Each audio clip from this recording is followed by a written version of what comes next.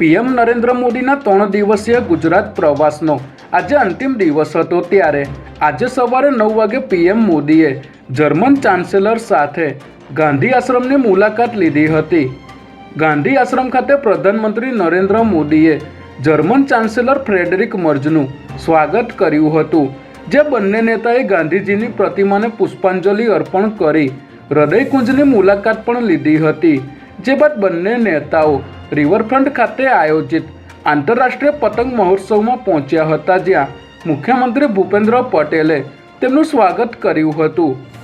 આંતરરાષ્ટ્રીય પતંગ મહોત્સવનો પ્રારંભ કરાવી પીએમ મોદી અને ફ્રેડરિક મર્ઝે ખુલ્લી જીપમાં પતંગ મહોત્સવ નિહાળ્યો હતો।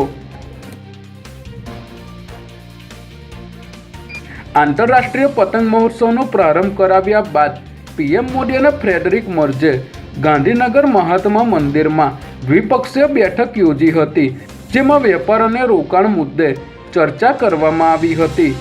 સંયુક્ત પત્રકાર પરિષદને સંબોધતા પીએમ મોદીએ જણાવ્યું હતું કે મારા મિત્ર ફ્રેડરિક મર્ઝ તેમનું ભારતમાં સ્વાગત કરવું મારા માટે સુખદ સંયોગ છે।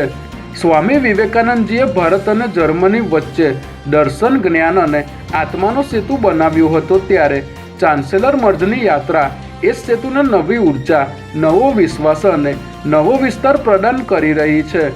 હાલ ભારત જર્મની દ્વિપક્ષીય વેપાર $50 બિલિયન પાર થઈ ગયો છે, ત્યારે હવે India Germany centre of excellence સ્થાપિત કરવામાં આવશે।